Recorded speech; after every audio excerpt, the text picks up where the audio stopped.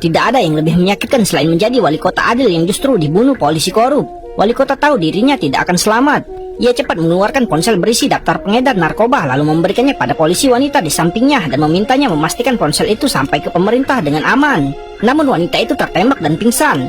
Sementara polisi pria lain demi menyelamatkan diri turun dari mobil dan membuang pistolnya.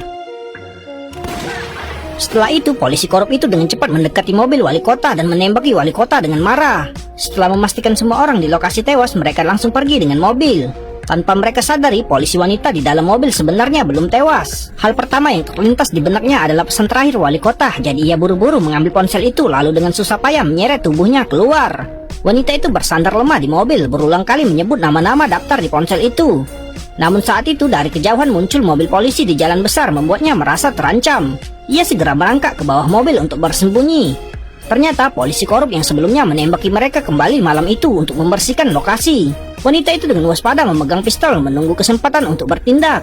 Namun akhirnya hal yang paling tidak ia inginkan tetap terjadi. Beberapa orang segera mengeluarkan pistol sambil melihat ke sekeliling. Saat itu seorang polisi baru tiba-tiba membungkuk dan mengintip ke bawah mobil.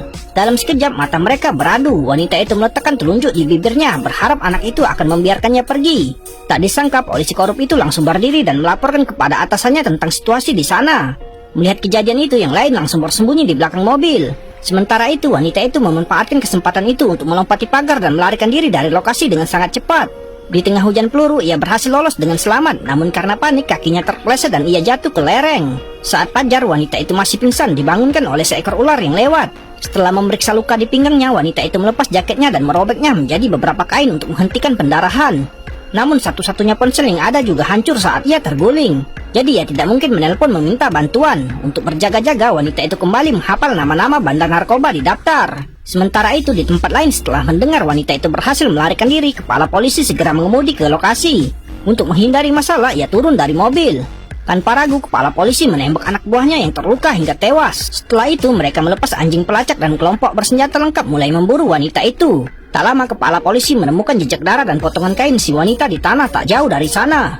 Mereka memperkirakan wanita yang terluka tidak akan bisa lari jauh. Sementara itu wanita dengan tekad kuat sampai di tepi sungai kecil. Namun saat ia selesai membasuh wajah dan mengangkat kepala, tiba-tiba muncul seorang anak kecil berambut acak-acakan di atas batu di depannya. Sesaat kemudian anak laki-laki itu dengan hati-hati mendekatinya lalu menumbuk daun obat di tangannya dan menempelkannya pada lengan wanita yang terluka. Melihat anak itu tidak jahat, ia bertanya tentang jalan keluar hutan. Tiba-tiba anak itu menutup mulutnya dengan tangan. Ternyata anjing pelacak berlari cepat ke arah mereka. Mendengar suara itu, wanita itu segera mengambil pistol dari pinggang belakang.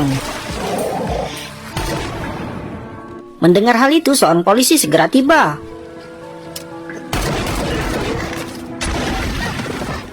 Keduanya cepat mencari tempat berlindung, lalu saling menembak, tapi tidak ada yang kena. Polisi korup yang arogan keluar. Dalam keadaan terdesak, wanita itu memutuskan untuk bertarung habis-habisan.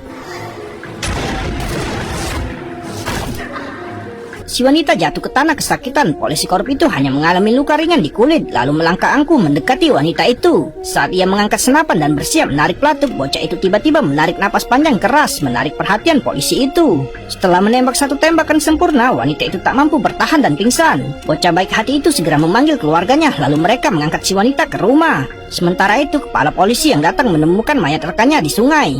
Pemandangan di depan mata membuat 3 polisi lain mundur. Mereka ketakutan oleh kemampuan si wanita. Si botak bicara menyarankan mereka meninggalkan tempat itu karena ia takut sebelum menemukan wanita itu nyawanya sudah melayang. Mendengar ini, kepala polisi marah dengan sikap pengecutnya lalu maju membuka pistol dan bertanya dengan nada mengancam. Di bawah ancaman, mereka terpaksa mengikuti kepala polisi untuk terus mencari keberadaan wanita itu. Sementara itu, keluarga bocah itu telah berhasil mengeluarkan semua peluru dari tubuh si wanita. Sebagai tanda terima kasih atas pertolongan mereka, wanita itu tanpa ragu mengeluarkan uang dari sakunya. Namun tak disangka tawaran itu langsung ditolak oleh ayah bocah tersebut. Setelah berpamitan secara sederhana, bocah itu pun mengantar si wanita menuju ke arah pintu keluar hutan. Tak disangka begitu mereka sampai di pinggir jalan, asap hitam tebal tiba-tiba mengepul di belakang mereka.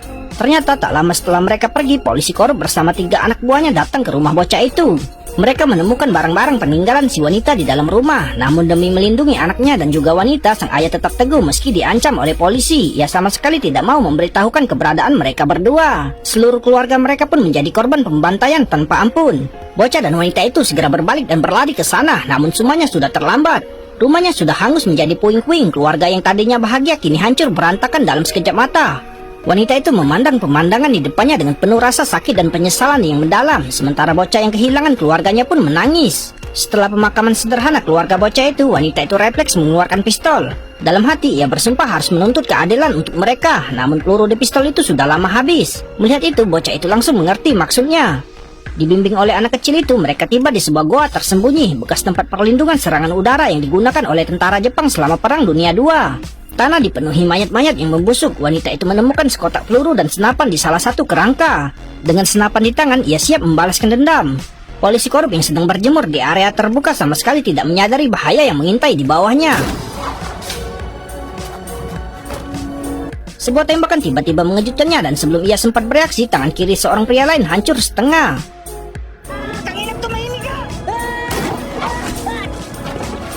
Kepala polisi dan pria botak berbalik dan berlari. Wanita yang mengawasi dari kejauhan dengan cepat membidik dan menembak. Keduanya berlari dengan panik, berlindung di balik batu. Kepala polisi yang licik segera menatap si botak, memberi isyarat kepadanya untuk memeriksa apakah wanita itu mengikuti. Tepat saat kepala polisi menghela napas lega, kesombongannya lenyap saat ia menyaksikan pria botak itu tertembak. Aura kematian memenuhi sekelilingnya. Ia membungkuk bersiap untuk berputar di belakang wanita itu dan melancarkan serangan mematikan. Namun sebelum ia sempat pergi jauh, polisi korup itu membeku di tempat. Tak heran wanita itu yang menghunus senapan muncul di hadapannya. Ang galing mong magpakipot. Tak disangka bahkan menghadapi kematian, kepala polisi masih berhasil membalas.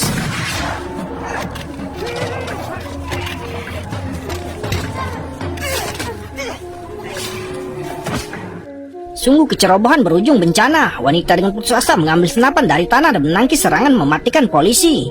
Kemudian wanita itu bertarung mati-matian dengannya. Tapi bagaimana mungkin seorang gadis muda bisa menandingi pria? Segera setelah itu polisi mencengkram leher wanita itu dan menariknya ke belakang. Tapi wajahnya secara tidak terduga menerima pukulan berat dari wanita itu. Kepala polisi yang marah menariknya mendekat dan meninjunya, mencengkram dagunya, bersiap membunuhnya.